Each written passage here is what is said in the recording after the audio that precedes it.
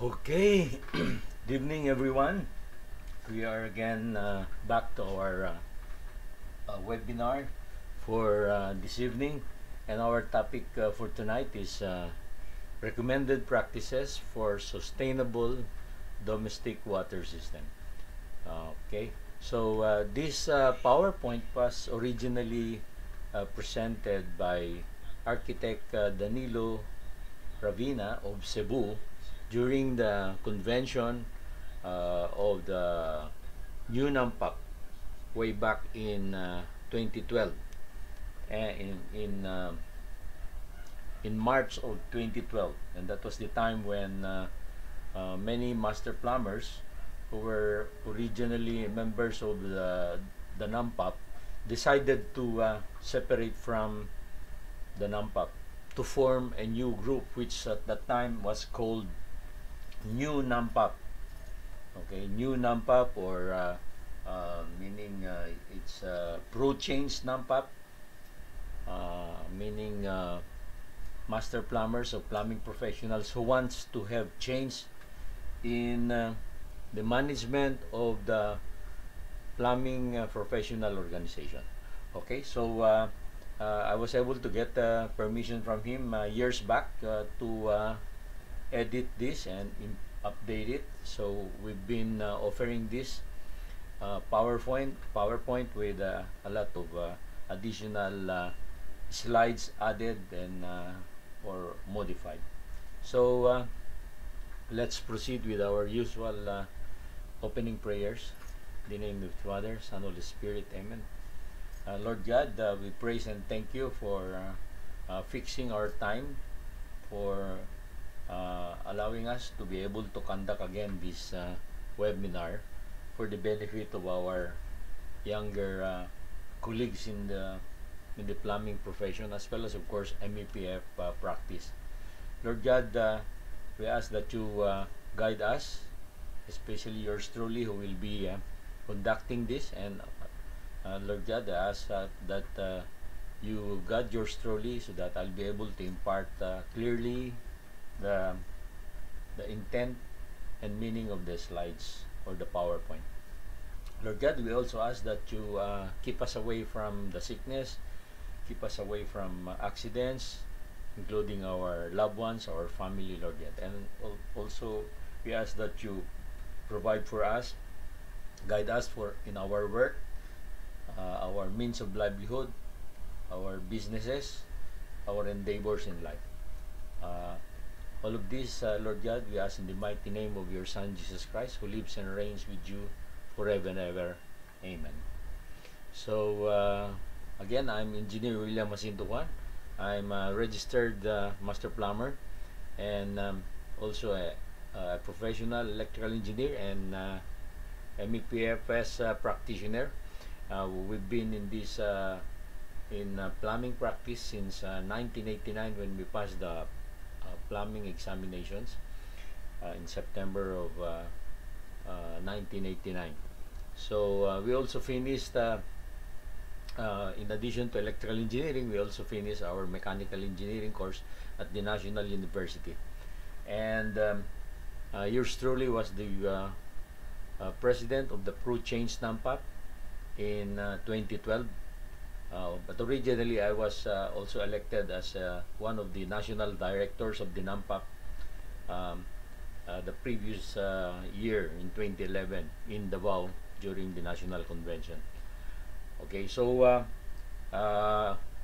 later on in 2012, the group decided to adopt the name Philippine Society of United Master Plumbers for the Pro Change NAMPAC. So I was the founding president, and Engineer Armando Diaz was elected as the second national president. Today, our incumbent national president is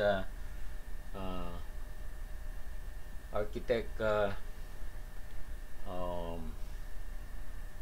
He's an architect from Cebu. So I'm sorry, I just missed that. His name is on the tip of my tongue. Later on, I will mention him again. Okay, so the PISAM today is the biggest professional organization of plumbing professionals, and in 2013, 2014, moved for the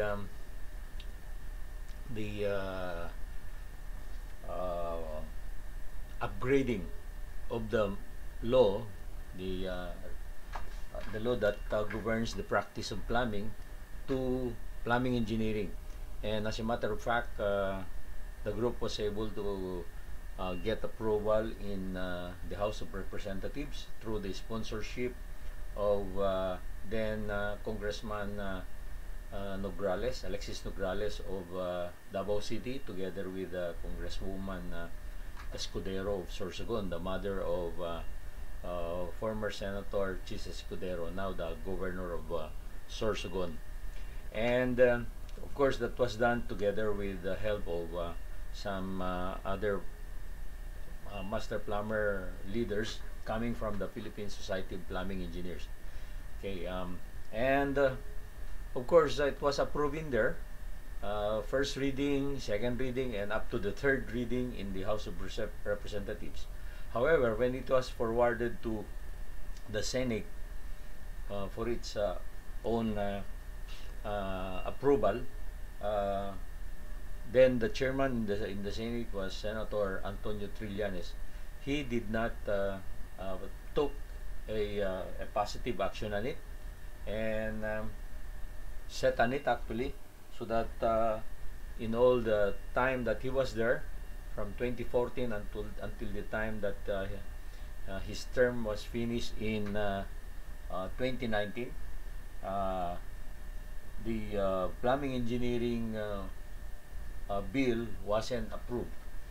So of course, in the future, we are urging the new leadership of PISAM to continue to work for its approval. Okay, our national president, now I recall, is Architect Eldred Tan of Cebu. Sorry for that.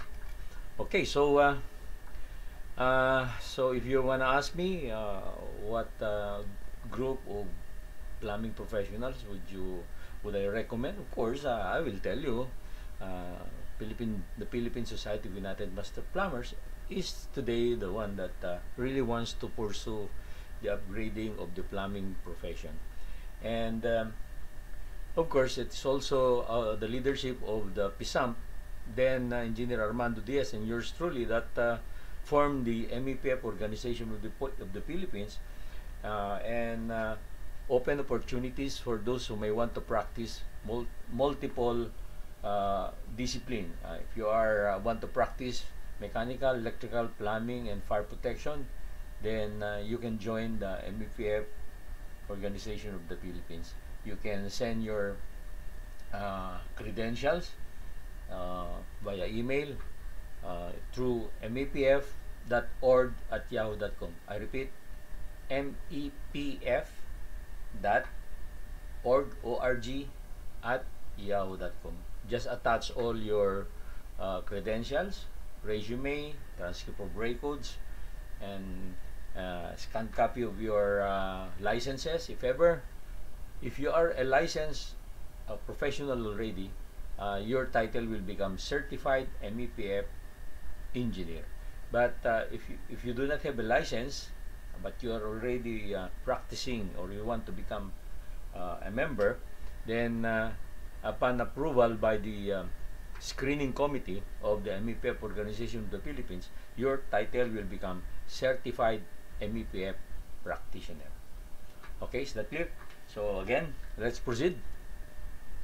So here is the table of contents. First is the backgrounders on ecological and engineering methods. So introduction and some facts, and then of course discussions on rainwater harvesting, and then constant pressure upfeed water distribution, or the inverter pump system. And number 4 will be sewage treatment or septic tanks. And 5 is anaerobic baffle reactors, and 6 is articulated septic tank, and 7 is engineered reed bed, 8 is grease interceptor, and 9 is soak pit, and 10.1 and 10.2 are sample projects. Okay, so introduction. You remember very well that it was last year, in summer of last year, when our metropolis, the NCR, Metro Manila, had this situation where there was acute shortage of water from the MWSS, or from the concessionaires, Manila Water Resources, as well as Manila Water. Actually, it was the Manila Water which had water shortage. It seems like the Manila had had water, no? Okay, so every year our country experienced this recurring drought.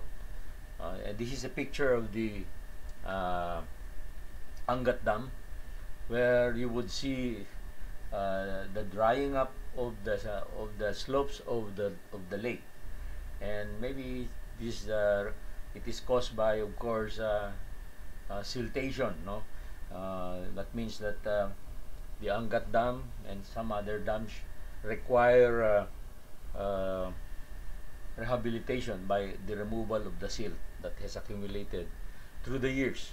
Okay, and water is one necessary element in the creation, development, and maintenance of livable place and a healthy life.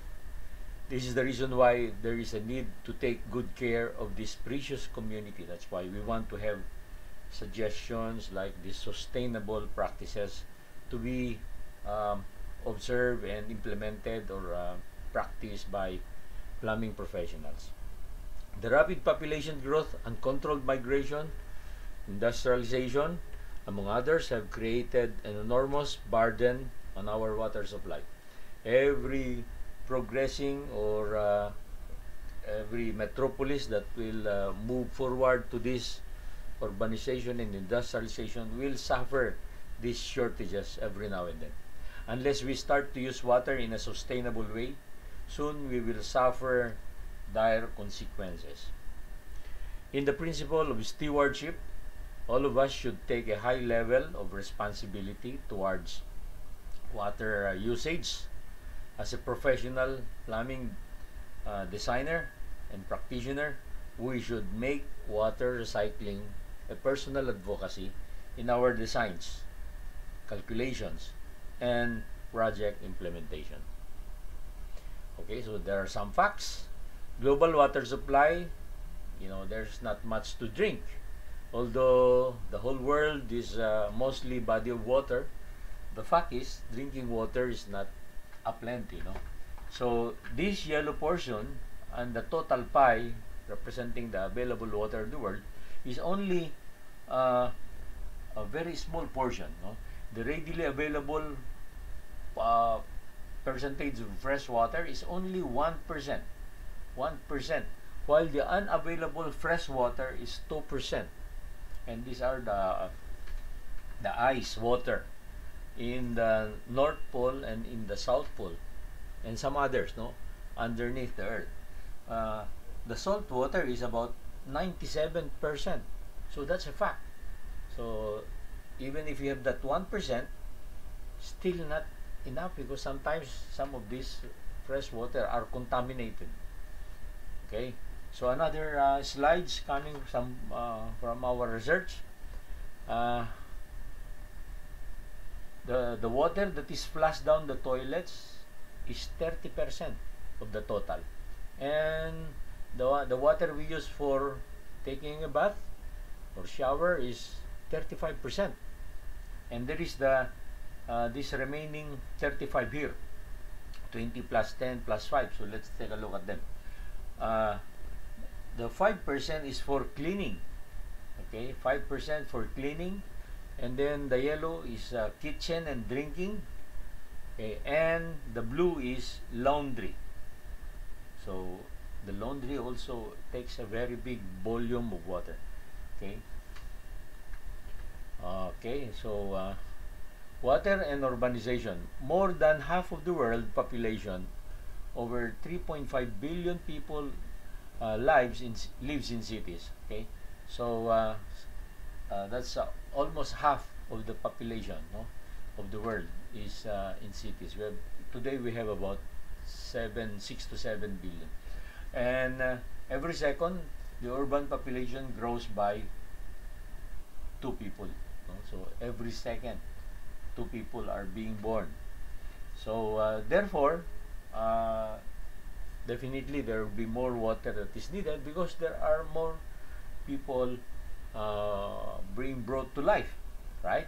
So let's take a look at this slide where you would see the natural phenomenon of evaporation and then rainfall, and so on. So here on the right side is a body of water.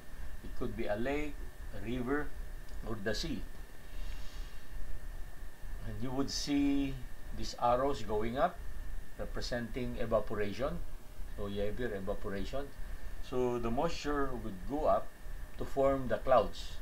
And as the clouds become heavier, of the moisture coming from this evaporation, then as it becomes heavier, rain happens. There is precipitation in the clouds and rain happens. Okay. So the water that evaporated comes back to earth, replenishes the watershed, no? Reaches the plants, the trees, the grass. Some of them is absorbed by the earth, and some of them would eventually reach the aquifer. So this blue line here is the aquifer. Okay, some in the aquifer may go to the water there. Okay, some of them would just be absorbed by the trees, the roots, and so on, and they would again be evaporated because of the heat of the sun. Okay, so that's the phenomenon. There is evaporation from the moisture, goes to the clouds, and then it comes down again. This is the process that our Mother Nature, Mother Earth, cleans the water. It cleans the water by that means. Okay, so that's a natural phenomenon. So every now and then, as a matter of fact, God gives us this process to give us the clean water. The rain is a clean water. It's already it is already filtered water. The moment it evaporates, and then it comes down. Okay, and then of course the groundwater loop, no. So sometimes we drill a well and then use it, of course, filter it a little, or process it, and then use it, and then again it goes to the natural phenomenon. So that is where we should we need to take control of the use, not just to throw the water away to the river and to the sea. Okay, otherwise that would be contaminating our bodies of water. Okay, here's another slide that shows the scarcity of water in different countries of the world. Level of scarcity in those that are colored red, physical water scarcity. Okay, so that includes northern Africa, and of course parts of the Middle East, parts of India, parts of northern China. Okay, parts of northern China, and here also is part of South Africa here. Okay, and then the beige color is economic water scarcity, which include the Philippines. Okay, economic water scarcity. China is one, Indochina, even Australia, big part of Africa, and a big part of South America, and of course Mexico is part of this with economic scarcity. And then you have the blue areas, which little or no water scarcity. There's a plenty of water in the United States and in Canada. and also in Russia and Europe there's plenty. Okay, I think here this part here is Turkey, one of those within that has economic water scarcity. So that's the score of the world when it comes to water.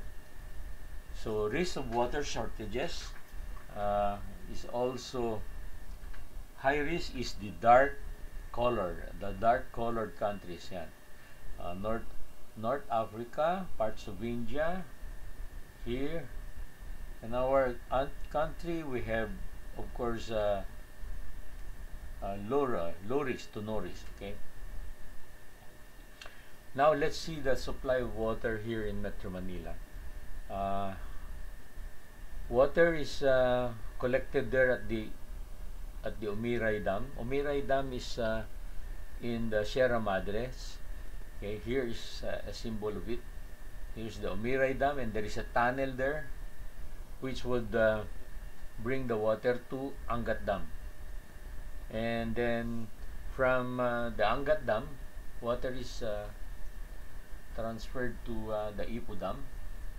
And from the Ipo Dam, it would be transferred to the La Mesa, Okay, so here would be transferred to La Mesa or Novaliches Portal, and then now here is the La Mesa treatment plant.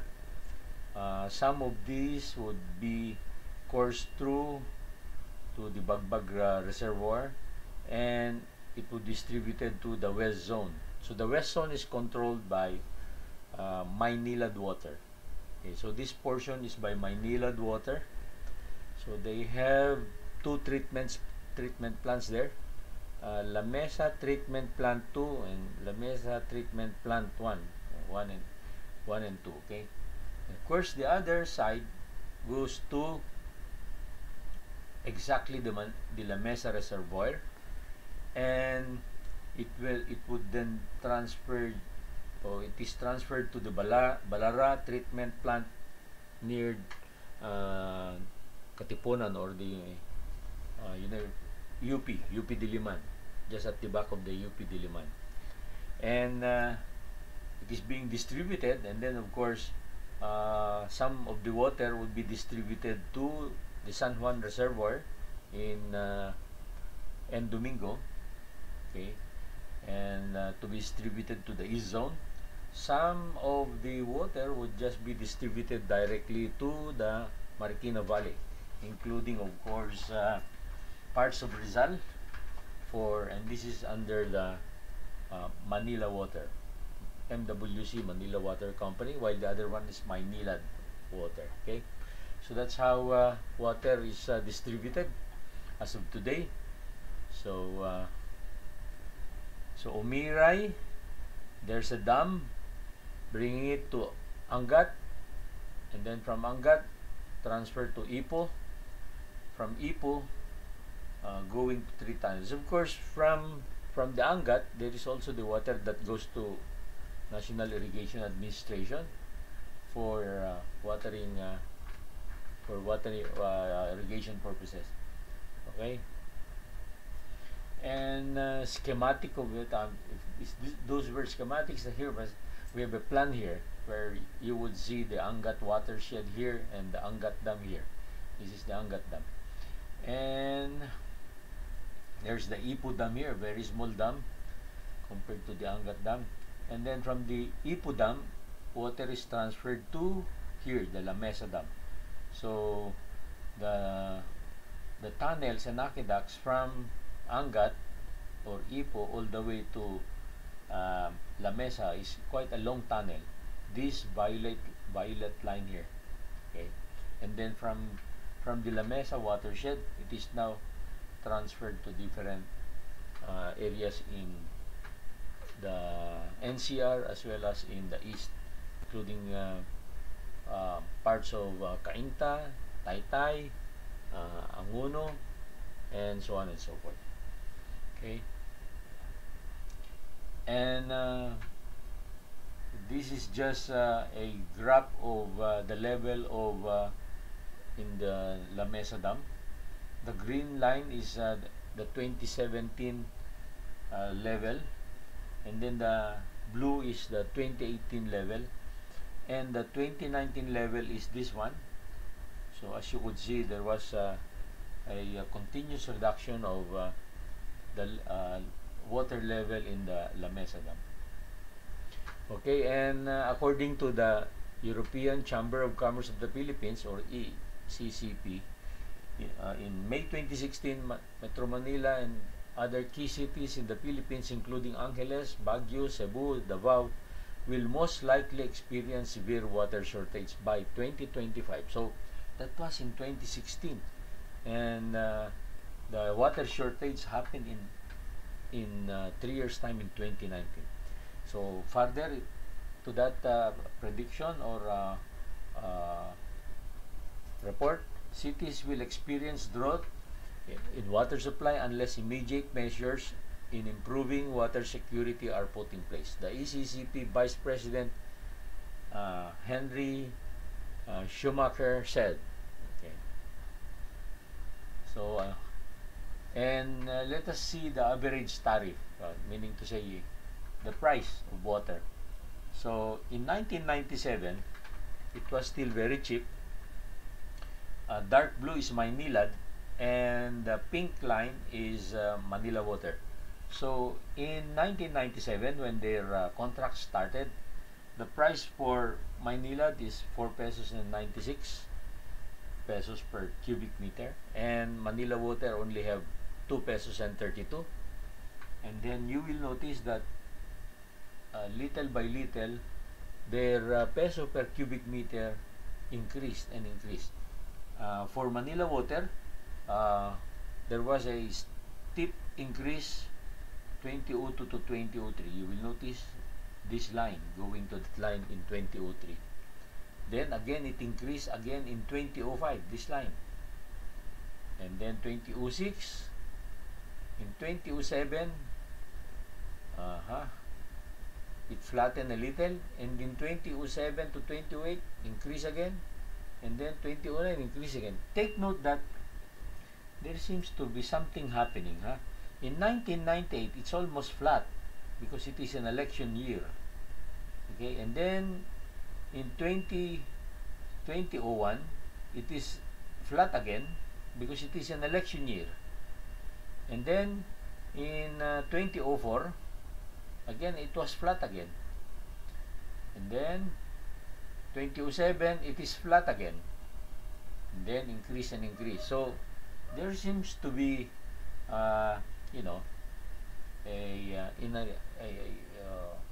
maybe a coincidental. It seems like the water is being used to take note, 1998 election year, so very little increase. But of course here, Maynila increased it before 2001 election, no, the year before. And so with here, although it increased in 2004, okay, before 2004, it is 2004. No? Anyway, so you will notice therefore that since the concession was awarded to Maynilad and Manila Water, the water service continue, or the price of the water continue to increase and increase and increase. Okay. Okay, what is the solution? Is the solution, because there are so many suggestions, no? One is, of course, I mentioned earlier to rehabilitate Angat, but if you're going to rehabilitate the Angat, you will be disturbing the supply of water. Okay, how about other sources like upgrading the Wawa Dam? You know, the Wawa Dam was there long time ago, except that it is not so big, no? So it has been abandoned, although there is a proposal by, I think, group of Razon to utilize the water coming from the Sierra Madre, no? Because today the water just flow down the dam, goes to the Marikina River, and then it goes to the Pasig River, and then it goes to the Laguna Lake, and it just empties to the Manila Bay. So maybe yes, it should also be done, but maybe the volume is not as big as other sources. How about the Laiban Dam? The Laiban Dam was there already a long time ago, so a little far away from Wawa and from La Mesa. This is La Mesa, this blue here, and then this is Wawa, and this is Laiban, somewhere in the boundaries of Quezon and Rizal. Okay. And how about, aside from Laiban, we have there the Kaliwa Dam. So this is the Kaliwa Dam, a small, this one, and Laiban is this one. Okay, this one, this blue lines here. Okay, and the watershed supposedly of these are these lines. So and the transmission line or pipeline would be this arrow traversing the sides here, mountain sides, going up to Metro Manila. And it has been already there during the time of President Marcos. The diversion tunnel was already built, no? Twin 900 by 500 meter diversion tunnels built in 1986. So meaning to say, during the time of President Marcos, the Laiban Dam was already planned to augment the water from Angat. No?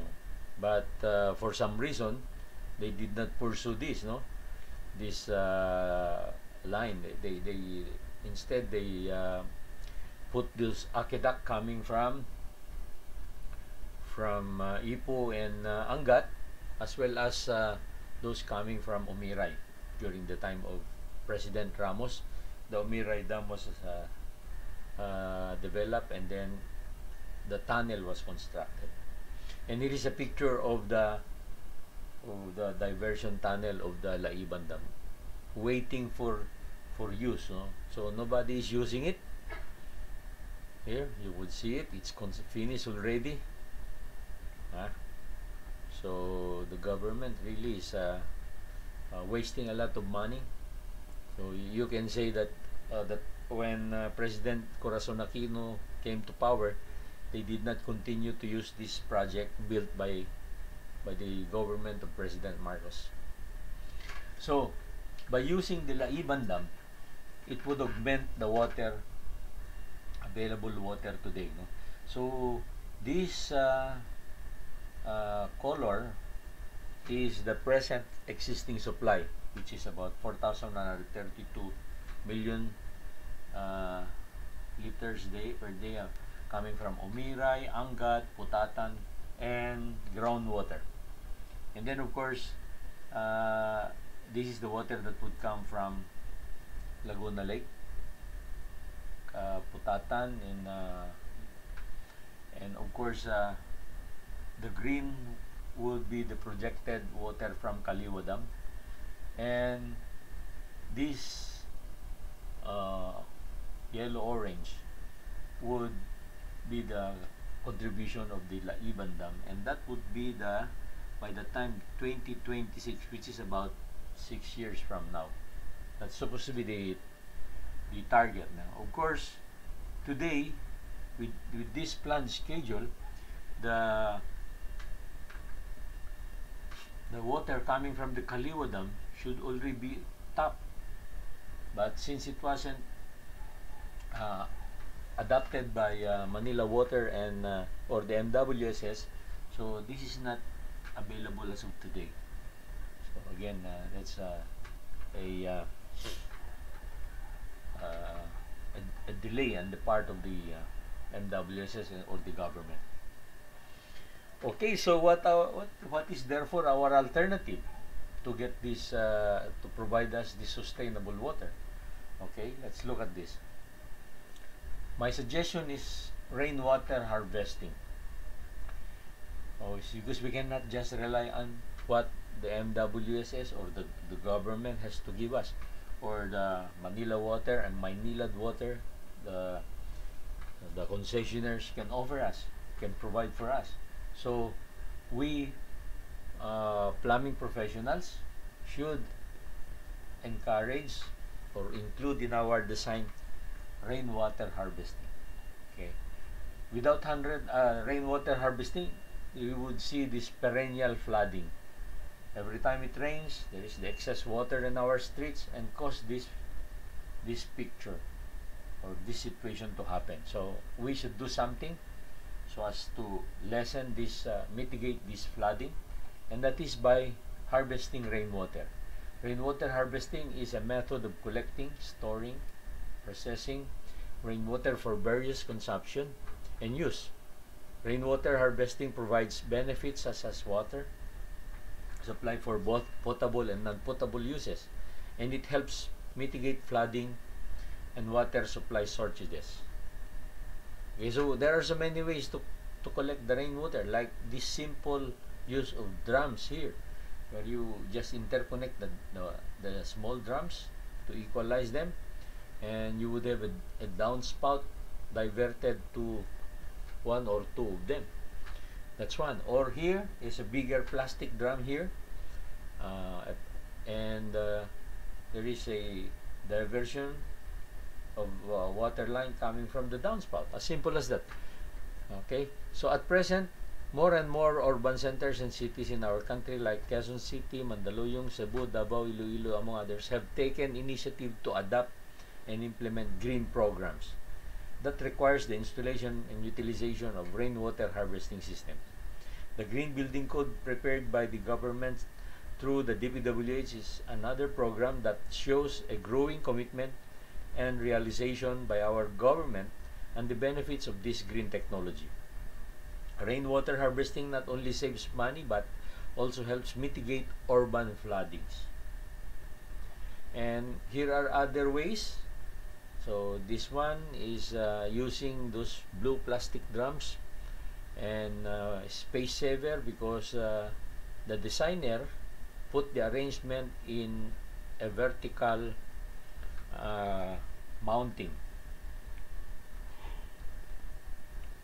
And here is another sample where the water from the downspout is diverted through here, and then there is an equalization line here and a hose in here. Okay, but you will notice, of course, the volume is not so big. And here is another way where if you have this kind of a roof deck, you can course the water through a sun filter. This is a sun filter, and the water would then be diverted to a shallow well. So this is a shallow well, maybe not so deep, maybe only up to 4, 5, 6 meters. Okay, and then of course the water will just be thrown here, and it will replenish the water aquifer. Of course, any excess water would be thrown away to the drainage system. One good option is the reinjection of rainwater to an underground well through sun filters. This scheme, which saves space, helps save rainwater from being washed to the sea and to evaporation. The water in the well can be pumped up for domestic purposes. So, okay. And did you know that the Changi Airport of Singapore has this rainwater harvesting? It uses rainwater harvesting, and the water is used for irrigating the plants there, the landscaping, and it is also being used to flush the toilets of the Changi Airport. The government should also adapt this to our existing airports, Terminal 1, Terminal 2, Terminal 3, and Terminal 4. Okay. And here is another way for a house. Of course, the way it is being shown, it's a little uh, very you know, articulate. It is the rainwater tank. Okay, of course, this one has a basement in it. You can always make a good design for this. The best option is the provision of an underground cistern with filters and baffles to further filter the rainwater from the roof and the gutters through the sedimentation purposes. No? The capacity of the tank should be equal or larger to that of the calculated size of the domestic water tank. So continuous gutter here, rainwater here coming down, and then of course rainwater storage now. So you can always do some modification if you want to, as long as what is important is you have an adequate capacity of rainwater storage tank. And here is another example of filtering rainwater. So from the gutter here, there, and then of course this portion will just trap the impurities here. Now the water comes here, and of course then it would be passed through here. Now you can use the stored water in here, okay, through this faucet. So that's how it is being done. The overflow comes out of here, from here, then thrown to the storm drainage. Here's another rainwater filtering, and there are two makers today available in our country, the Water Care and by Emerald Water. And here's another one that you could probably adapt. Here you have a landscaping, and here you will see the downspout.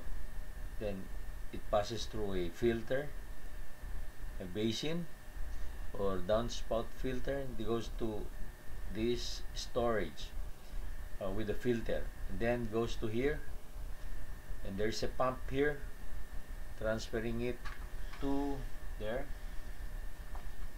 Okay, so then reuse again, then goes back again, then reuse again. So if you do not provide for this, then the water will just be thrown away to, you know, to the storm drain, or you will just lose it for along the way, no?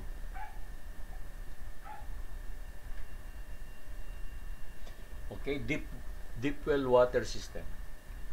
Deep well also possible. You can provide for a shallow well, like in this drawing. You can use maybe culvert pipe to construct this.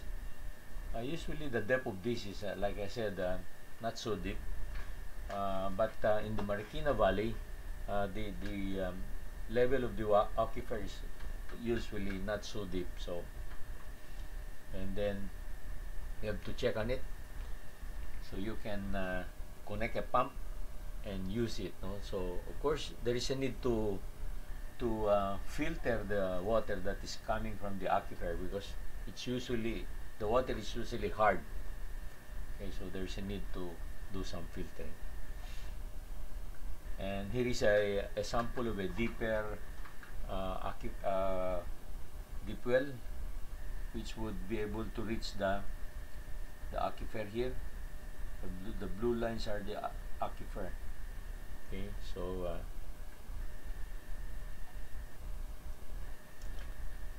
of course you need a centrifugal gun to pump up the water from underneath there, and you also need a pressure pump in order for it to be able to be distributed to your distribution system. So here, your deep well here, then you have a pump here with a pressure pump and pressure switch, and then goes to your system. And here is another schematic showing you a distribution for a community here. Okay, and also other means of pumping from a deep well here.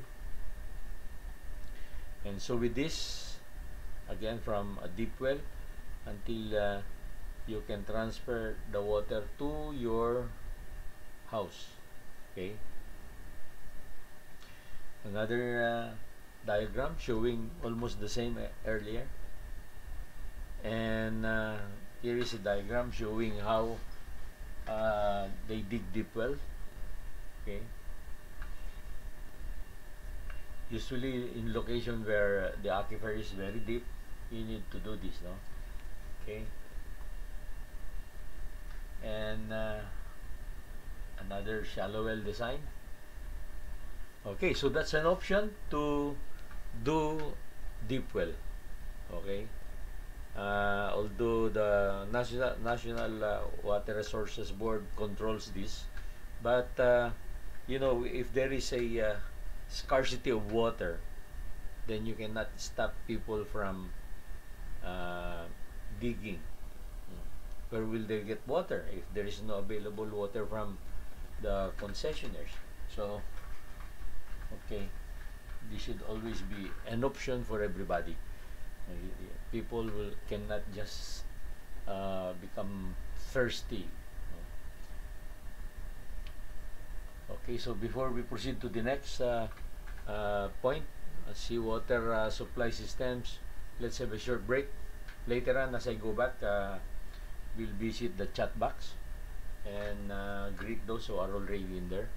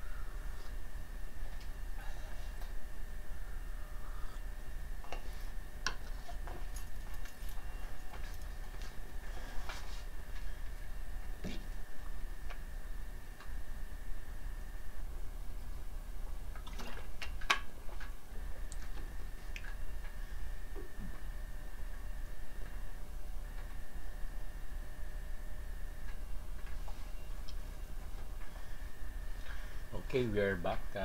Let's just visit the chat box. And let us see who are there in the chat box. Okay, so here are Michael Salvejes here. Good evening, sir, and to everyone. And Marlon Pascual. Good evening, Sir Will. Good evening. And John Docos. Good evening, Sir Will. Hello, JJ. Okay, good evening. So anyway, we'll continue. So there are other options in aside from those rainwater harvesting. Then we have the use of deep wells. And then of course now we can also have these seawater supply systems, no? And of course, but if you use this only for maybe for flushing, because seawater cannot be used for for some domestic purposes, because it is the water is so hard and it is salty. But it can be used for purposes of just simply flushing, especially in resorts or in shoreline communities, no? And it could be done through this schematics. So you have the sea water there, sea level, then you would draw water to your pumping station, and you would pump water to the different uh, resort units, no? Customers or resort units. So but of course you have to put a reservoir, so that and provide a check valve so that it can supply you can supply water to your uh, requirements, like flushing the urinals, flushing the toilets, and so on, no? So it's just an option, you know. Yeah. You would notice in here that the water from the sea is not treated at all. So just simply use it, and of course after using it, it passes through the usual sewage treatment before it is being thrown away. Okay, so another means is seawater desalination. When you do some salination, then that means the water will become has an improved condition, no? So these are means of just to show how uh, solar mini solar salination plant can be used, no? So the evaporation of the water is used to produce the desalinated water, no? And here is another way where you would have the water pumped to a reservoir, and then it would be passed through a distillation collector. Okay, and in the distillation collector there will be evaporation due to the heat of the sun, and it will condense, so that therefore you will collect it. So this is now the drinking water, so reservoir. Then of course the the excess water that passes through it will just going back to the sea again. So you pump water up, expose it to the sun, so the sun will heat up the water, and it will produce evaporation, and then there is condensation to tap the clean water. So that's how salination can be done, by simply exposing the saline water to the heat of the sun. So this one can only function during daytime. At nighttime, it will not function unless you will have something to heat the water there in the distillation collector. Okay. So desalination technology today is possible with the use of the energy coming from solar, as shown in this schematic or diagram or picture. And here is another sample where you get the water from the sea, pump it, expose it to the heat of the sun here, then you create evaporation here, then of course collect the distillate. Of course the excess will just go back to the sea. So that's how the desalination plant system operates. So, and here is another one where you have a container of water with transparent cover, so that the sun rays would be able to hit or reach the water inside, the saline water, then you will have, because it is enclosed in here, you will have evaporation, but the evaporation will cause also the this one, no? Then of course you will collect the condensate. So basic elements in solar still incoming radiation here, then water vapor production here, these arrows going up, then condensation of water vapor, this one, these arrows going down, and collection of the condensate on the edge here. Okay, here's another show.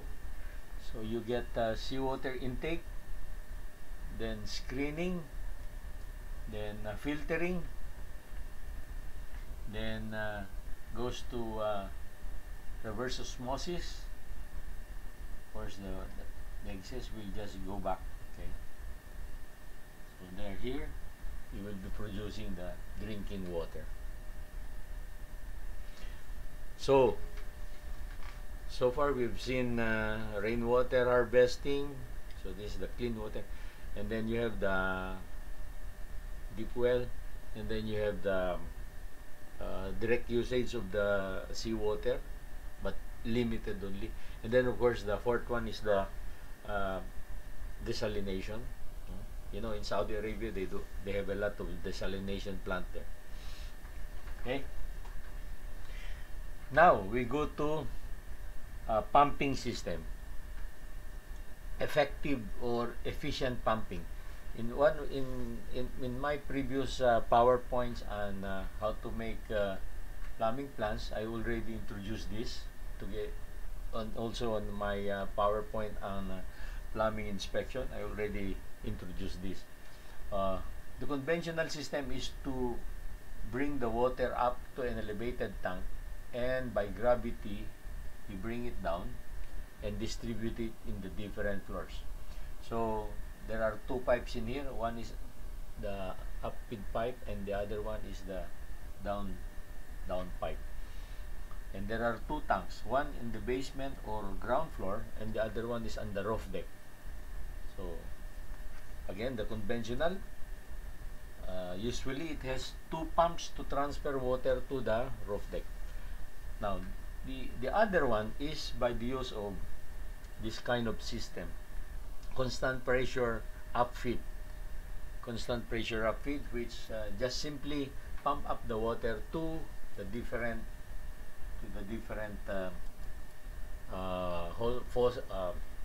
faucets or shower heads or whatever, no? Whatever fixtures you have in the upper floors, no? Okay, and here is a system that uses it, that is used, the pumps, we call it the willow pumps, the variable frequency driven pump. So this pump here is controlled by variable frequency, and this controller is the one that produces the power line that has varying frequency.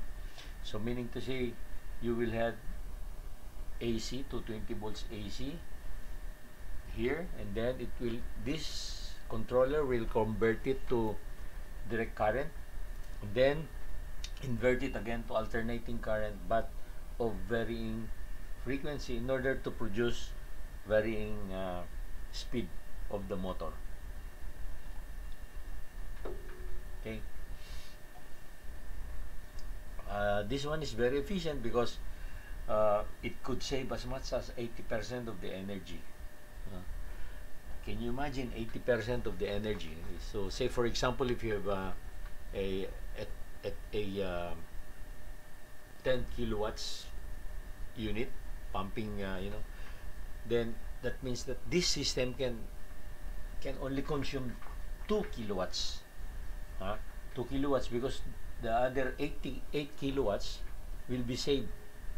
Okay, so excellent energy saving, anti-rust, various pump protection function, pump load distribution, friction loss compensation, inverter, AC cycle, alternating cycle, operating by skipping the faulty pump.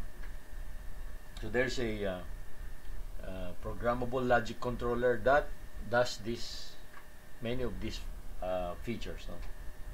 Application: water supply and pressure boosting, residential areas and townhouses, motels, hotels, small buildings, fire extinguishing pump or industrial circulating system, boiler water supply like a boiler with water, coolant system also. Okay, the willow pump has a way of shortcut way of sizing, no? So the willow system provide for this MHIKE quick chart. How to use this? Here is where we have an example here. For a 140 rooms dormitory, three level or 3-story and 140 rooms, referring to this here. So here is third floor and here is 150. The given number of rooms is 140. Okay, 140. So therefore, this is the model. This is the model W804, and this is the type. 2 units of 2.5 kilowatts. So going back to it, 2 units of 2.5 kilowatts pump, willow pump. Okay, so that's how they do it here. And here is a closer look at the monitor of the variable feed controller or variable frequency controller. Okay, so you can also use 3.2 sustainable solar deep well pumps. Today there is already the deep well pumps, no? Okay, of course a deep well, and then you have the reservoir here.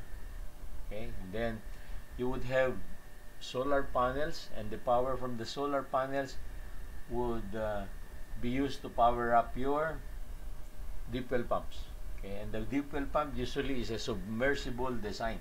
This one here, so that it is put inside your pump casing, and then you could bring water to your reservoir. No? So that's how they do it, using solar pumps. So this is another picture. Again, with a solar panel plus a pump and plus a reservoir, so you can already store water for irrigation. It's another slide showing how they could do it for irrigation purposes.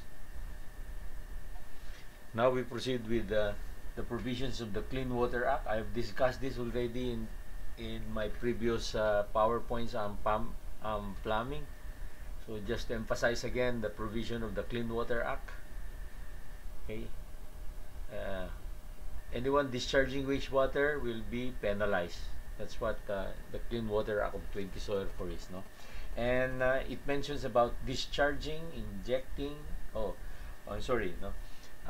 The prohibited acts includes discharging, injecting, or allowing into the water or soil anything that would pollute the groundwater. So in other words, therefore, the old septic tank is no longer allowable to be used, no.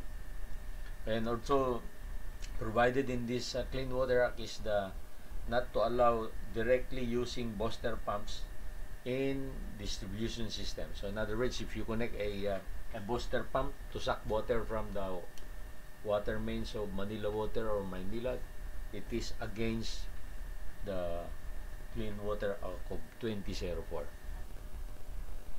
And here is a good design of septic tank. So we picked this up from the internet, from the social media. You will notice here that there is this air gap.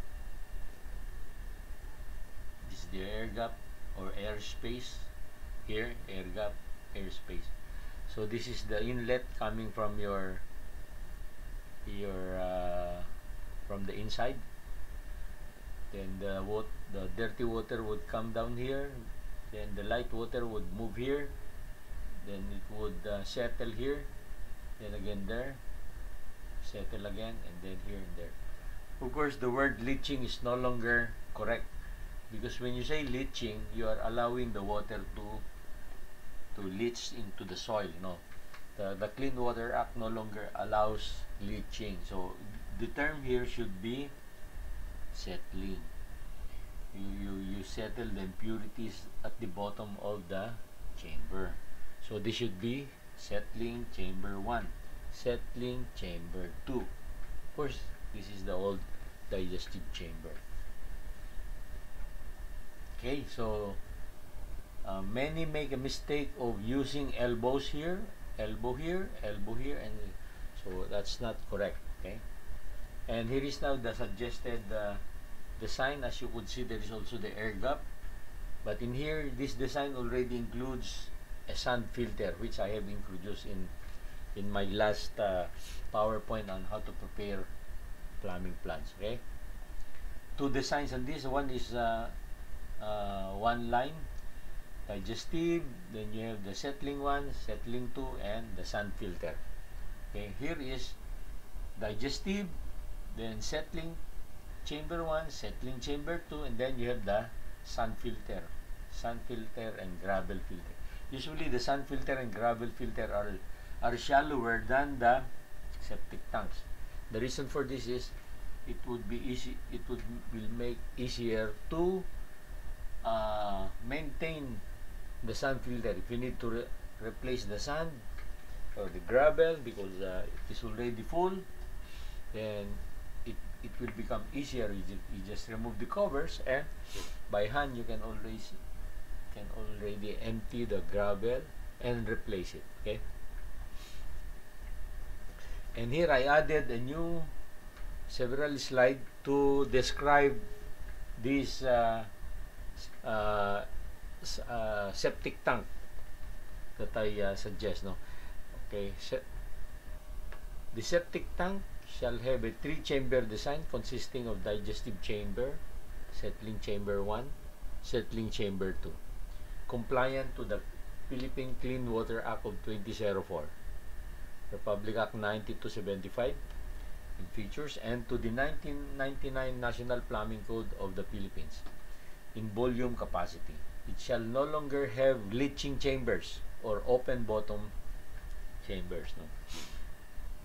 The septic tank shall be of adequate size with air gaps, air space between the top of the PVC tip fittings or nozzles and the inside surface of the tank covers in order to allow cross ventilation of the digestive chamber and the other chambers as shown in drawings. And never should elbow fittings be used in lieu of the PVC tip fittings, nor the tip fittings be extended up direct to the clean outs at the top surface of the septic tanks. Then 18.3, the septic tank shall be structurally designed to withstand all anticipated earth and other loads. All manhole covers shall be capable of supporting the earth load of not less than 14.4 kilopascal when the cover coverage does not exceed 9 meters or 9,000 millimeter. 18.4, sand and gravel filters. The overall sewage treatment process shall be provided with sand filter and gravel filter chambers as shown in the drawings, and the sand filter shall be up to 10 to 12 inches thick, consisting of equivalent of fine beach sand or porax sand equivalent, and the gravel filter shall consist of a mix of 1/8 diameter to 1/4 diameter to 1/2 to 3/4 and to 1 inch diameter gravel, arranged in 3 to 4 inch thick layers. Gray water chamber of adequate size shall be provided to receive the processed effluent from the sand and gravel filters. The sand-filtered gray water may be used for drip irrigation, watering of plants, cooling towers, and other practical purposes such as for flushing toilets or urinals with gray water without direct contact for humans. 18.7, there shall be no house trap on the inlet and the outlet lines of the septic tank. If you provide a house trap, this will not allow cross ventilation. Okay. Then 18.8, the septic tank discharge outlet pipe shall tap to the nearest public main sewer or combined sewer storm drainage. In the event of that there is no public main sewer or storm drain culvert lines, a seepage pit or a drain field with sand gravel bed may be used. Okay, here, so we have now the suggested sewage treatments for system designs. So, in order to reuse it, you have to find ways on how to provide or insert the system of filtering or treating the water. No? So here is the water usage. Then the used water could be from the bathroom, shower, lavatory, and kitchens, or from the laundry, or from the cooling tower if it is a hotel or a building. Then here is we have the water closets and of course irrigation.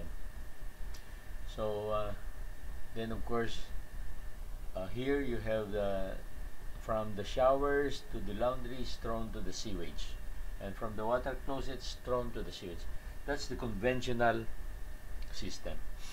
And for a suggested recycling system, you would have to insert here a treatment storage, just like what I did with the provision of the sun filter. No, so the bath, shower, and lavatory kitchens goes through a treatment storage, and then you can use it for flushing the toilets before it is thrown away to the sewage. So that's one way.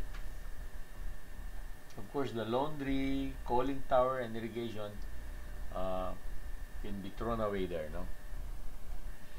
Then another way, again, the water from the bath, shower, lavatory, and kitchens goes to the treatment again, then can use to flush the toilets, and can use to replenish water for the cooling tower. Okay, that's another way of adopting sustainable practices. And here is another one. Okay, so again, the water coming from the bath, shower, lavatory can be, and the laundry can be passed through the treatment storage. Okay, and then of course can be used to be used for irrigation as well as cooling tower, and the excess goes to sewage. And here is another way where the water, after using it in the lavatory and others, is passed through the sewage treatment, and then effluent storage. This is the gray water, and being pumped again to going for reuse, like cooling tower, irrigation, and of course water closet draining. Okay, here. So here is another way again. The one coming from the lavatory and bathtub goes to the gray water tank, and storage then can be used again to flush the water closets, and so on.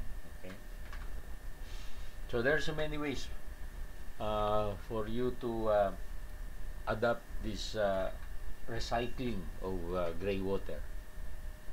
But my suggestion is as simple as this. No, rainwater must be collected, rainwater to fill up fire water tank, and then surface rainwater is also collected, condensate from aircon dripping collected, gray water from septic is also filtered, gray water to be used for flushing the toilets and for irrigation, and upfeed system for inverter, and of course pressure pumps and solar energy can be used for to supply power for the pumping. So this is my suggestion, and the schematic is shown in here.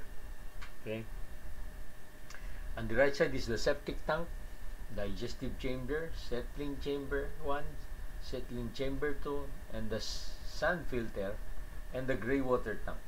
So the gray water tank must be adequate in size to be able to store the treated water in the septic tank. No, of course, here is the clean water side. This blue tank here is the domestic water, and this one is for the fire water, and this one is the rainwater. The rainwater should have filters. Okay, so that means that you could filter leaves or other impurities that are accumulated on the roofs of the house. Okay, so you will notice that there will be more pumps. You have the domestic water pumps, plus of course this gray water pump, and of course the fire water is there. You can also instead of using gray water to flush the toilets, you can also use the rainwater. Rainwater can be used also for laundry as well as for flushing the water closets. Okay, and here are other ways of recycling. Here you would notice there is this lavatory on top of the and there is a tank, to collect the water from the lavatory, and it is used to flush the toilet. So many ways of reducing wastage as well as recycling.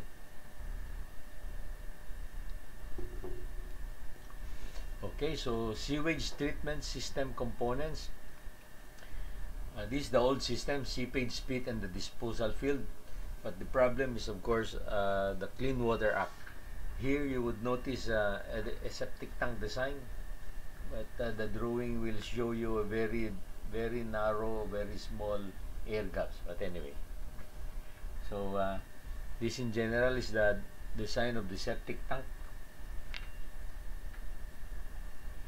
and you will notice a partial portion of the plumbing system. Here is the septic tank, the old design, still 2-chamber. Of course, it should be replaced already by a 3-chamber. The septic tank should be watertight, meaning it should be with complete reinforcements, so that there would be no. It would ensure that it is structurally strong, not to crack. Okay, so here you have the toilets and the collection, and it goes to the digestive chamber, and here also goes to the digestive chamber, and of course the settling. So you can follow this sample calculations here. Okay, so here I just took the one that is shown in the original presentation of Architect Master Planner Ravina, but I have to make some comments here, like septic tank must be with 3 chambers already, because these drawings are in 2012.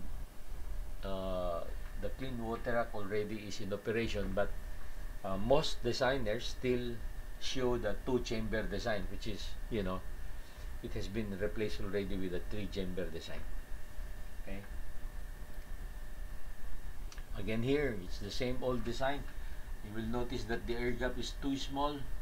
You have to increase the air gap. So I made comments. Minimum air gap between the top of the T and the bottom of the tank slab must be diameter of the T. So if this is a 4-inch pipe, then the minimum air gap should be 4 inches. Okay, so again, in here on the right side, I mentioned about septic tank must be 3-chamber design. Again, so I repeat it in here again. Minimum air gap and the 3-chamber design. So with this,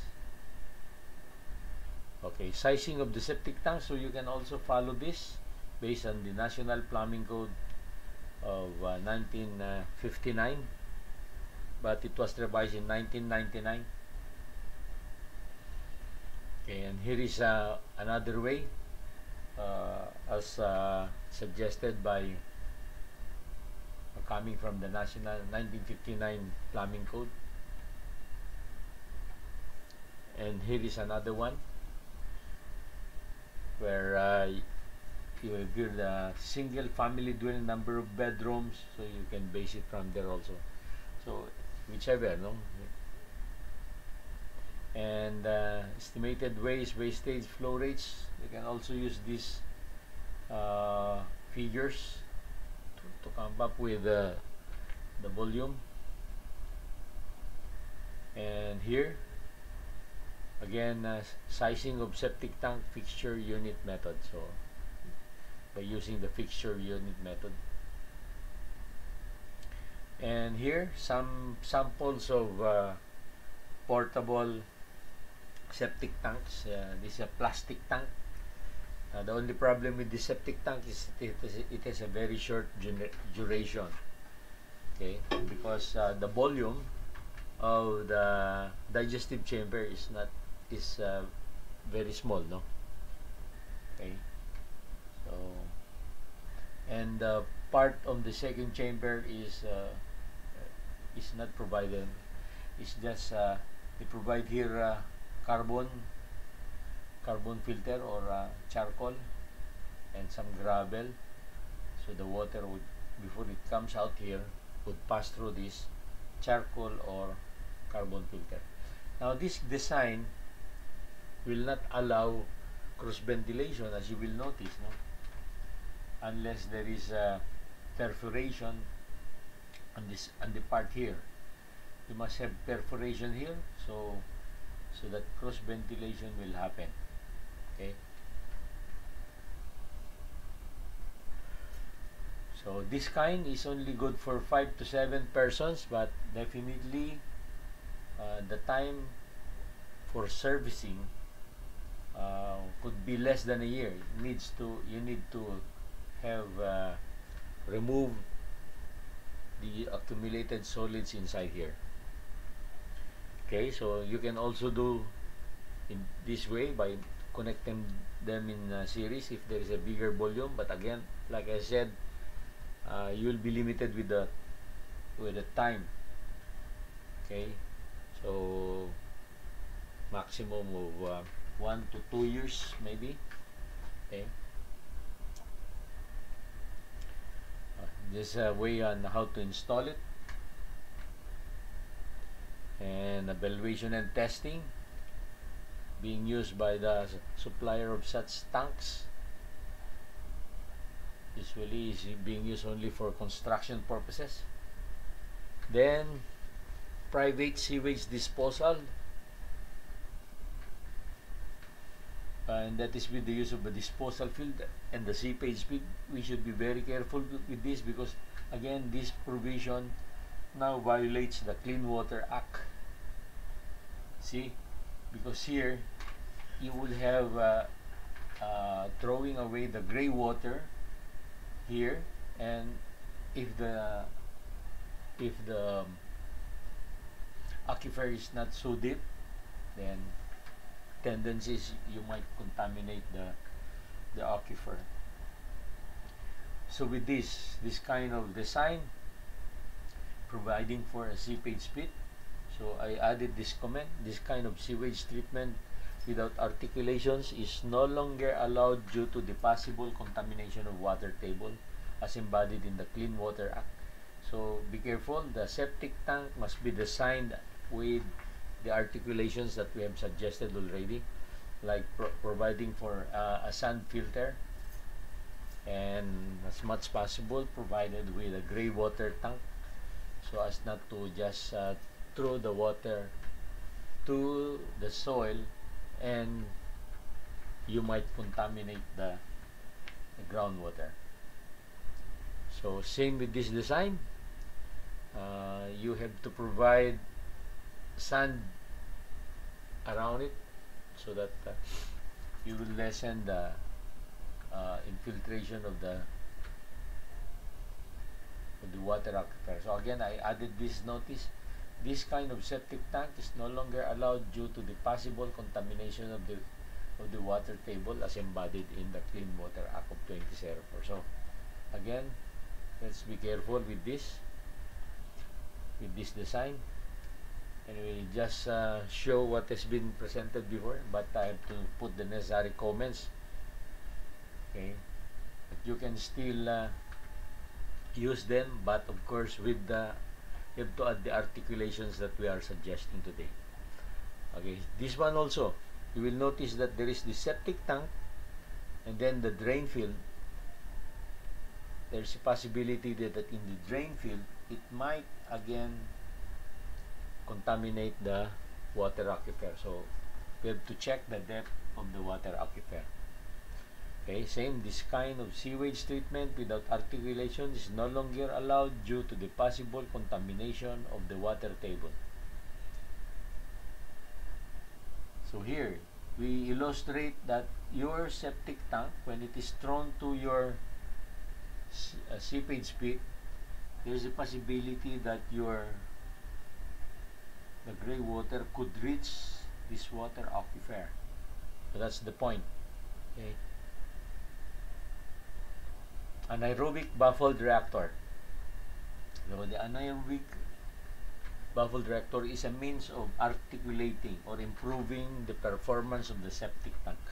So you will notice that there is this inlet, then the solids will come here, then the gray water will come here, then the lighter water goes up, transferred here again. So in other words, the bottom portion is used to settle the water. Then you're going to bring out the water here. Take note, this design provides for cross ventilation likewise, because the air can come here, here, and here. Okay. So here are the explanation of the anaerobic baffled reactor. An anaerobic baffled reactor is an improved septic tank because of the series of baffles under which the wastewater is forced to flow. The increased contact time with the sludge active biomass results in improved treatment. Okay. Application: household, neighborhood, management level, household, shared, public. Inputs: black water and gray water. Outputs: fecal sludge and effluent. So here is a way of doing it.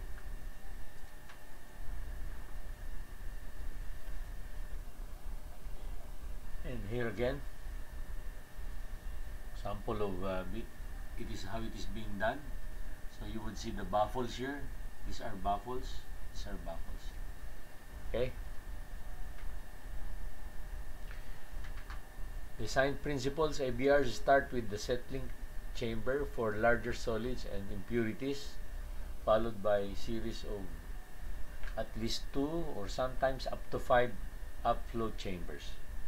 Hydraulic retention time is relatively short and varies only a few hours up to 2 or 3 days. Upflow velocity is the most crucial parameter for dimensioning, especially with high hydraulic loading. It should not exceed 2 meters per hour. Organic load, okay.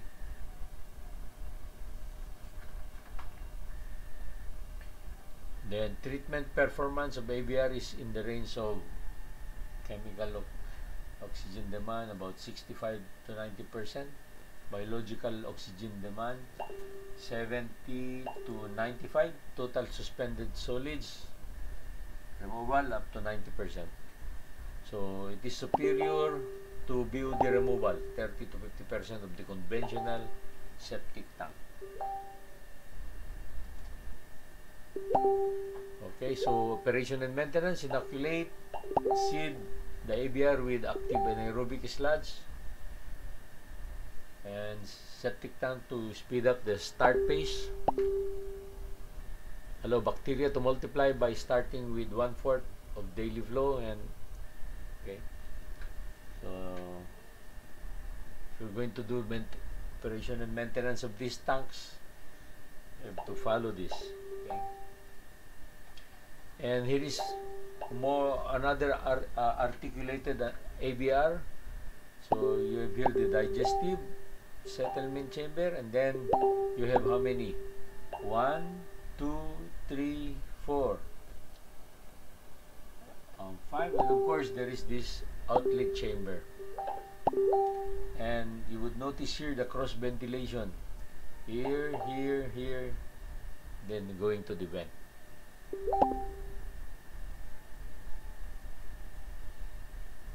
Okay, so that's how adequacy of technology. This technology is easily adaptable and can be applied at the household level or for a small neighborhood that are using considerable amount of water, clothes washing, showering, toilet flushing, and so on. This technology is also appropriate for areas where land may be limited, since the tank is installed underground and requires small area. ABRs can be installed in every type of climate, although the efficiency will be affected by colder climates. Health aspects. Although the removal of the pathogens is not high, the ABR is contained so users do not come in contact with any of the wastewater or disease-causing pathogens. Effluent and sludge must be handled with care, as they contain high levels of pathogenic organisms. To prevent the release of potentially harmful gases, the tank should be vented. Okay, so see, my idea of cross ventilation really comes to fore in here, as it mentions again venting the septic tank. Okay, so here we have samples of how they get or pictures how they get the slides.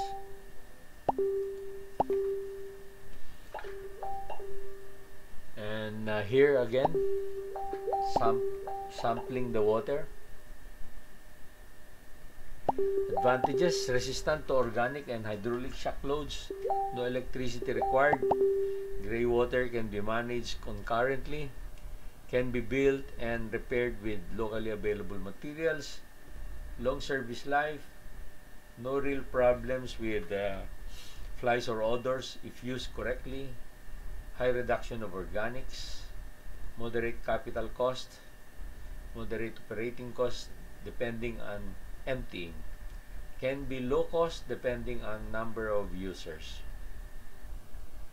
Disadvantages: requires constant source of water, effluent requires secondary treatment and or appropriate discharge, low reduction of pathogens, requires expert design and construction, pretreatment is required to prevent clogging.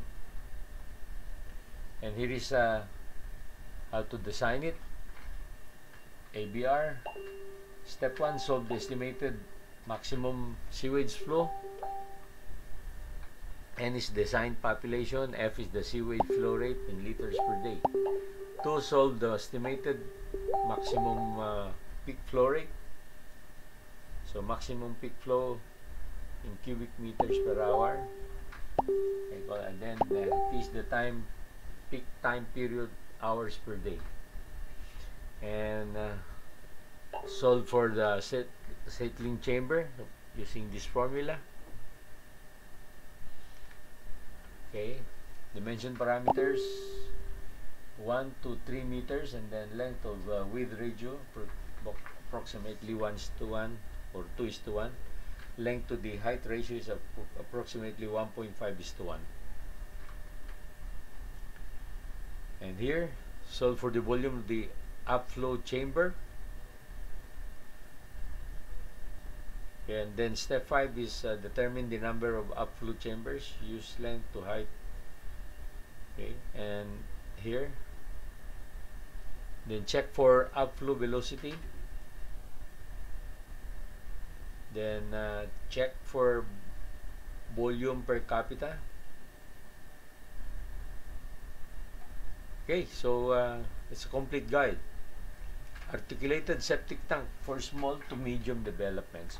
So the articulated septic tank provides for ventilation like this one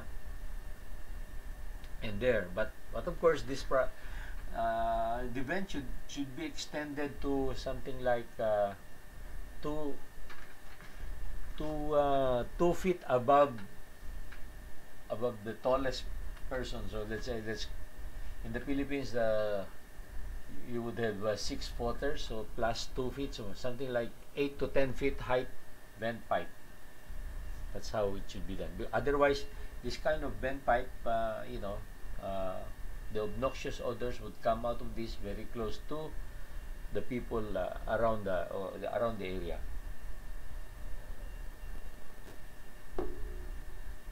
Then here is an exploded view of the articulated 3-chambered septic tank.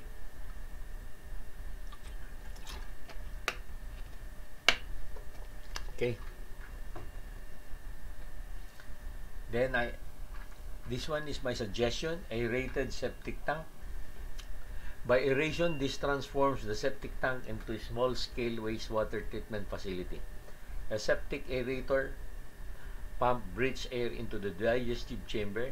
This introduction of air hastens the growth of air-thriving aerobic bacteria.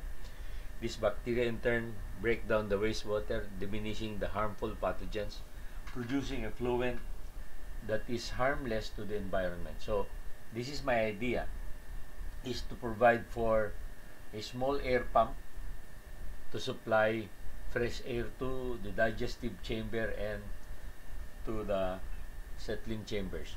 By the provision of this, the free air produced by the air pump will move to the digestive chamber and out of the vent here and also at the other side. So again, that's the principle of providing this oxygen or fresh air to the bacteria, and therefore it will hasten the movement, the functioning of the digestive chamber. Reed bed or water garden treatment, tertiary treatment or gray water treatment. So that means that you should already have an articulated septic tank, and then you would use this reed bed. What is this reed bed? Reed is a kind of plant that has the capacity to treat the gray water.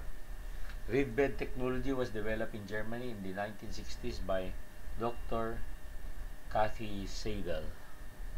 So reed bed treatment activates microbial processes that stimulate the natural breakdown of polluting compounds in a specific wastewater situation. This system utilizes particular combination of plants, soils, bacteria, substrates, and hydraulic flow to optimize physical, chemical, and microbial processes naturally present within the root zones of the plants. So in other words, the reed plants usually has this capacity to absorb those dirty water or substance in the gray water. So the reed plants, I remember this reed plants is, if you are familiar with the katikbi or the bamboo. Of course, bamboo is the most common. Bamboo, its roots has the capacity to absorb this dirty water, so it has a natural treating capacity. So it's low operating cost, land requirements.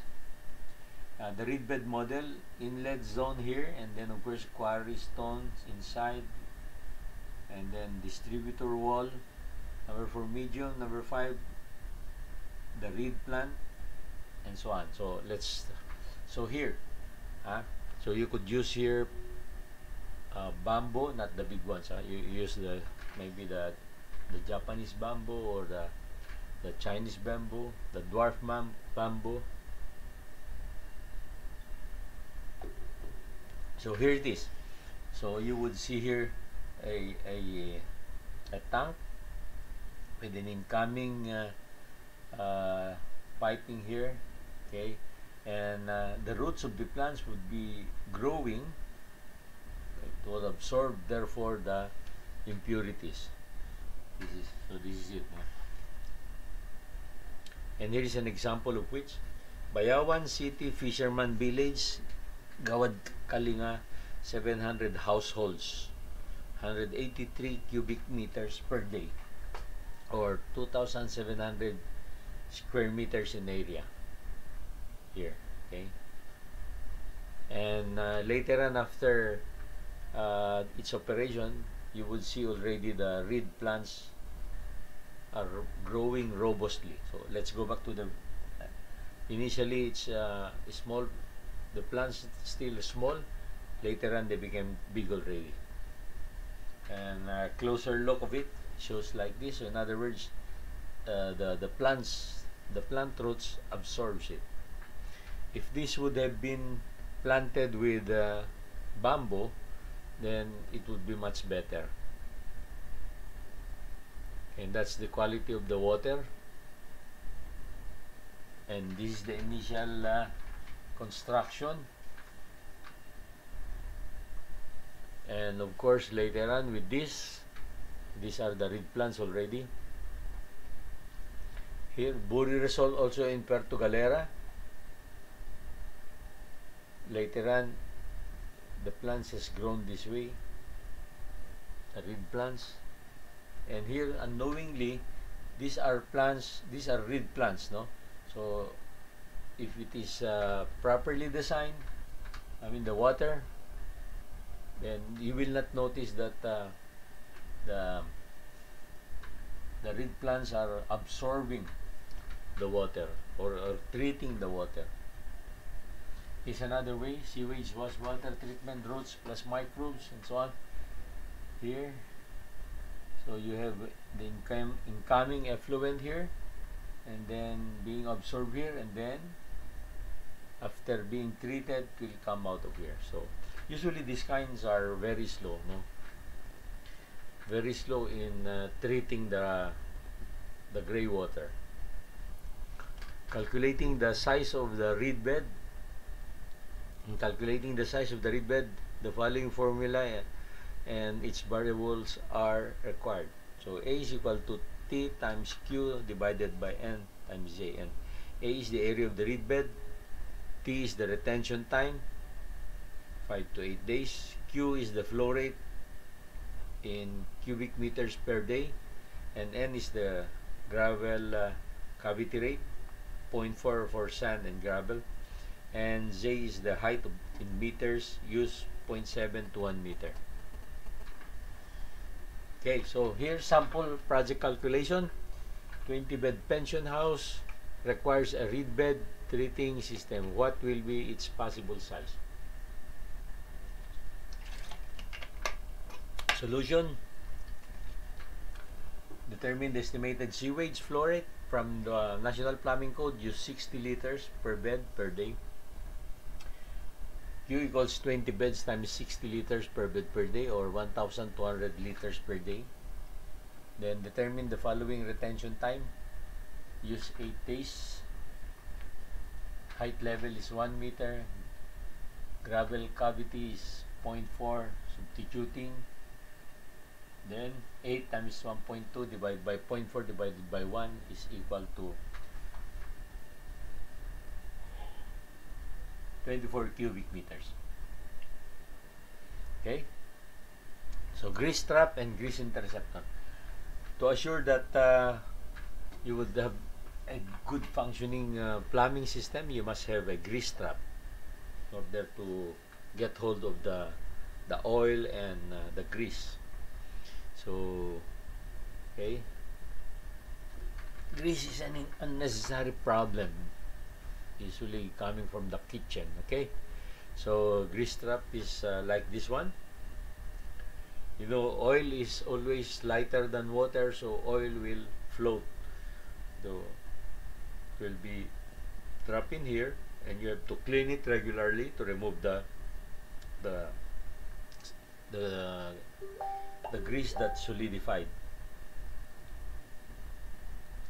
Here are samples of the grease trap, and here is capacity depending on how many fixtures it's serving. There you would have the installation of the grease trap underneath the kitchen sink, and here also samples, and also for this grease interceptor. So usually if you have wastage of sewage that has a lot of oil in it, then you can use this design. Okay, so we have here the complete figures.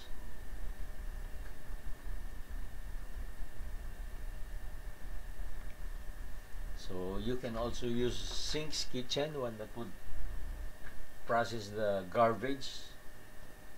Okay, so but this one needs electricity to pulverize the garbage. So now we go to the soak pit, storm water disposal, or dry well. Again, this dry well is we have to be very careful. The septic tank design should be adequate, not to, you know, must have a primary treatment, just like a sand filter first before being thrown away. You will notice here that the filtration tank is of course just make use of it didn't mention of how it is done, but in here in the picture it shows big gravel, so that means that it cannot filter very well the sewage water. Okay, average monthly rainfall data in the Philippines. We have this figure. Of course, during the Typhoon Ondo, it was an abnormal situation when the rainfall was so high in a period of I think just 1 hour. No? The equivalent rainfall was the usual 24 hours, just coming in just 1 hour, I think. Okay, so sizing the soak pit, use this formula. C is equal to A times R divided by 3. So C is the capacity in cubic meters, A is the area to be drained in square meters, then R is the rainfall rate. Use 0.05 to 0.125 meters per hour. Then computation detailed, just follow this one. And in here, then we are almost done. We have here the sample project 1. So this was a project done by architect Ravina, and here is the design of the septic tank, digestive chamber, settling chamber, then outflow chamber. So here, how many? 1, 2, 3, 4 outflow chamber. So then you have here the incoming nozzles. Here, transfer, transfer, then transfer. Okay. And a top view of the septic tank.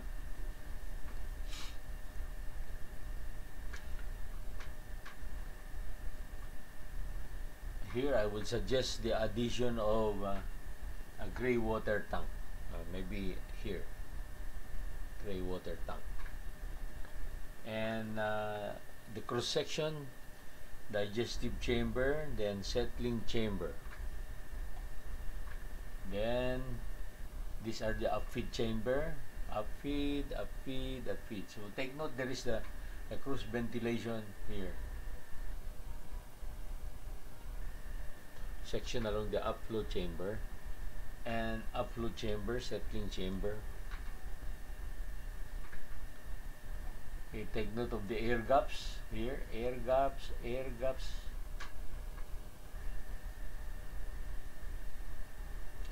Water garden treatment unit. So this is now the outlet,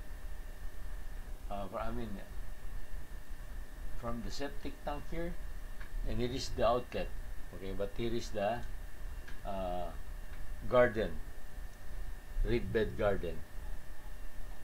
Okay, you see already the plant there being planted in the reed bed garden.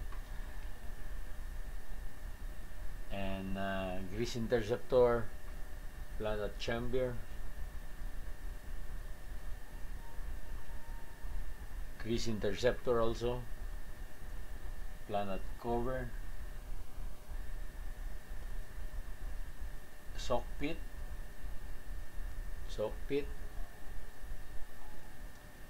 trans canal. My only problem with this, it should be provided with a drain here, no, to allow penetration of the aquifer, no. This is for the storm drain. Okay, sample project 2, a 16-hectare housing for Typhoon Yolanda victims. So proposed water supply schemes for the CRS village. This is in Leyte. So here is the subdivision area, and here there are water gullies also on this side, water gullies, and also on this side. So in other words, we're just pointing out that if you see water gullies in the development, you can also collect rainwater from that, store it in a tank, and do filtration. So from the water gullies, store it like this one, water gullies, sand filter, storage, then distribute. Okay. So another blow up of that of the subdivision development, and these red lines are the tie lines between the tanks. And here's a schematic showing the tank elevation. At the water gullies, the elevation of the tanks are high, you know.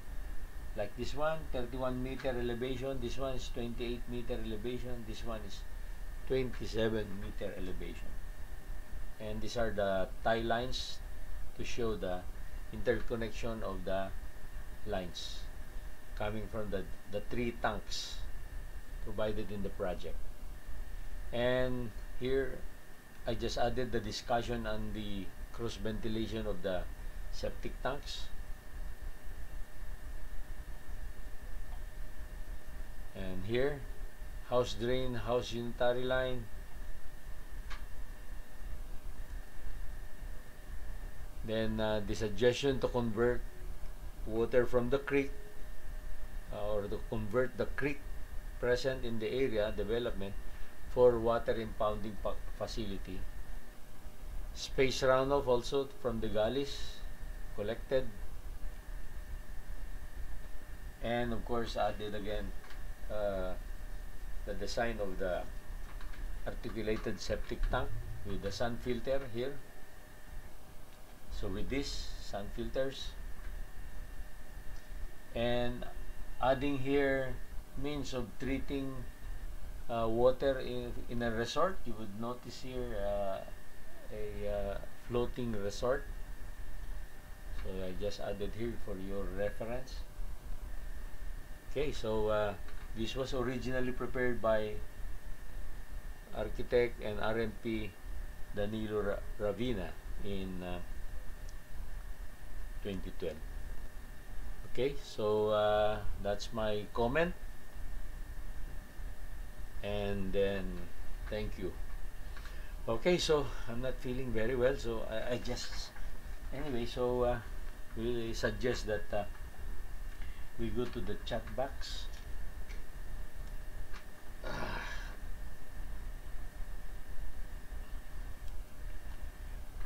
Okay, so Michael Salveja, Marlon Pascual, John Docos. Michael Salveja, sir, what government agencies do implement RA 6716 crafted for water distribution system? It is the usually it is the DNR that then Jerome Fulgencio, good PM. Jerome Fulgencio, good PM. I'm curious. Good evening, sir. Yes, good evening. I'm curious. John Doco, sir, will mas maganda po ba yung fabricated septic tank? Na-observe ko po yun na ginagamit sa low-cost housing. Yes, ginagamit nila sa low-cost housing eh. But the problem with that plastic tank is the volume is too small. So in other words, it needs a shorter time maintenance. Like I said, maximum 1 year you need to have it clean already, unless there are only a few people living in the housing, in the units, no?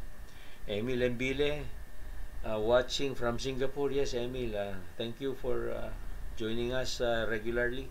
Good evening to all.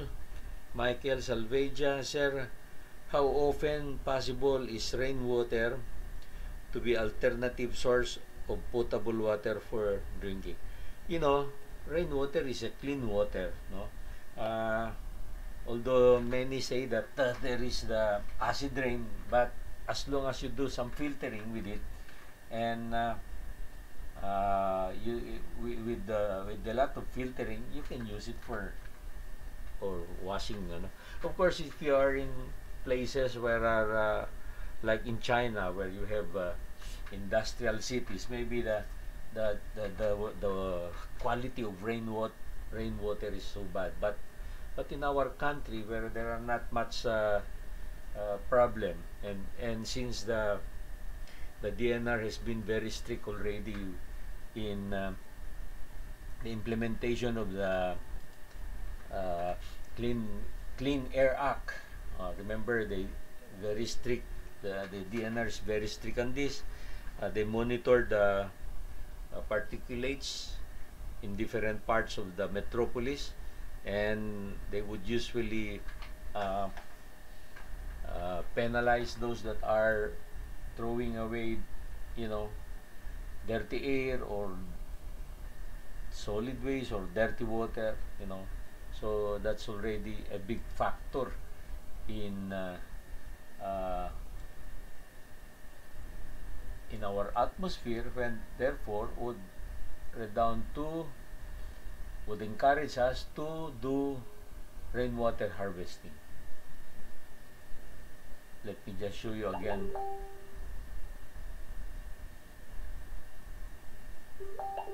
The rainwater harvesting that we're talking about. So here, these devices being provided already by Emerald and also Water Care. I think there are already some alternative to this. Or you can also add sun filters. Okay, sun filters would be like, let me show you. Here, you can also use this filter here. You provide a sun filter, gravel and sun filter, use it in a shallow well, and then as you pump up the water, you again use sun filter or cartridge filter in order to assure that the water you're going to use for, let's say, laundry and for flushing the toilets and so on and so forth. And you can even use it for domestic use. Today, at present today, in my place, in my office, in my house, we are using a lot of rainwater. No, of course, during summer months, the available rainwater is not enough, so that's why we use the groundwater, the deep well or shallow well. Okay. So, any more questions, gentlemen and ladies? Let me just greet again. Michael Salveja, Marlon Pascual, John Docos, Jerome Folencio, I'm Curious, Emil Mbile, of course, Michael again. So, again, thank you very much for your joining. I know I just ran it very fast, but anyway, what is important is if you want a copy of the original of the PowerPoint, I can always send to you via email. Okay, so any more questions? Let's have one minute more. Sir, Davao has a law in regards to the rainwater harvesting. Oh, that's very good. Also, Cebu. In Cebu, it is already mandatory, and I think Davao, correct. That's good. How I'd like that, let's say, Metro Manila cities would also put in their ordinance, put an ordinance that would make it mandatory to collect rainwater. No, in Pasig, there's none yet. Okay. I know Cebu, then good to know that Davao has also this law or ordinance. No? Thank you for your input, Michael Salveja. No? Again, I repeat, Davao has a law in regards to rainwater harvesting. That should be emulated all over the country. What I would suggest is it would be better if there is a law that a Republic Act that will make it mandatory, no, to collect rainwater. But as practitioners, as master plumbers, plumbing professionals or plumbing practitioners and MEPF practitioners, we should adopt it. That's what I'm doing today. No, I collect the rainwater, and I have a shallow well. Then I put sun filters. When the pump water from my shallow well, I pass it through a series of 2 sun filters. Then after the sun filter, I have a cartridge filter, and then that water is already. I had it checked already. It's already okay. No? Of course, I do not drink it because the water that we drink is still coming from the water refilling station. But at least the water coming from there is already okay for washing, for cleaning, even for bathing. Okay. Okay. So it's a big help. It's a big help in reducing our water bill. Today, I only pay a water bill of about 600 pesos at the most. Okay, and we are so many in the office and in the house. Okay. Any more questions, gentlemen?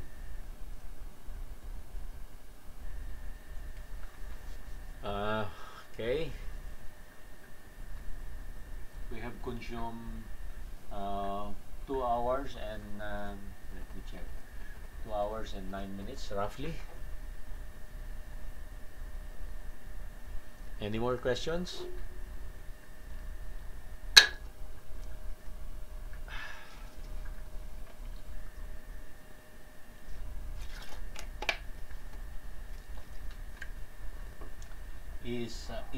Is everybody in the chat group master plumber, or are some of you still planning to take the? I think Emil and Bile mentioned to me that he's planning to take the plumbing exam soon. Yeah. How about the others who are not yet master plumbers here or sanitary engineers? Those who may want to review, I invite you. We have you can private message MEPF Plumbing or Lawrence Villamin. They are conducting online master plumber review, and the next exam will be this coming February of 2021. Okay, sir. John Docos is also applying. Okay, John, very good. You see, if you are already practicing electrical or mechanical, you include plumbing, and you will see it will be a lot better. Okay, and of course you do also fire protection, right? So MEPF, mechanical, electrical, plumbing, fire protection, and of course S is sustainability. That includes solar, and of course these things that we are talking about today of recycling and utilizing water from the atmosphere, and of course from underneath the earth. Okay, so gentlemen and ladies, thank you very much again for joining us, and now we're going to have our closing prayers. Okay, in the name of the Father, Son, and Holy Spirit. Amen. Thank you, Lord God, again for allowing us to breeze through this webinar and this sustainable domestic water system, hoping that it would help us, especially in our design, as well as of course in our homes or offices, to reduce the utility bills. Thank you, Lord, for keeping us away from the sickness, keeping us away from accidents, and thank you, Lord, for always blessing our work, our finances, our family, of course, and everything, Lord. Lord God, all of this we ask we thank you in the mighty name of your Son, Jesus Christ, who lives and reigns with you forever and ever. Amen. I think last message from John Dos. Thank you, Sir WG. You're welcome. Michael Salveja, CRMP Sir, pwede ba ako sa MFs? Yes, of course, Michael. Just those who want to become certified MEPF engineers or become MEPS members, MEPFS, no? Just send your credentials via email to mepf.org@yahoo.com. I repeat, no? Just send your credentials to mepf.org@yahoo.com. What are your credentials? Of course, your short resume, signed, certified by you. Then, of course, your copy of your transcript of records, copy of your certificates, copy of your licenses if there are. If you don't have a license yet, then just submit the documents, no? Transcript of records, diplomas, certificates of experience, and so on and so forth. All of those, that even any issued certificates during these webinars that we are conducting, if you have received some of this, then just send it, because this will form part of the evaluation of the selection committee. Okay? Michael Salveja, salamat Sir Will. Yes, you're welcome. JCG, salamat po sir. You're welcome, JCG. Okay, so again, gentlemen and ladies, again, thank you very much. Let us stay fit, eat the right foods, eat plenty of vegetables and fruits, take vitamins regularly, daily. Ako, I take it in the morning and I take it in the evening. I'm already 66, hoping that I'll be able to continue on with this advocacy for the next 10 or 20 or 30 years more.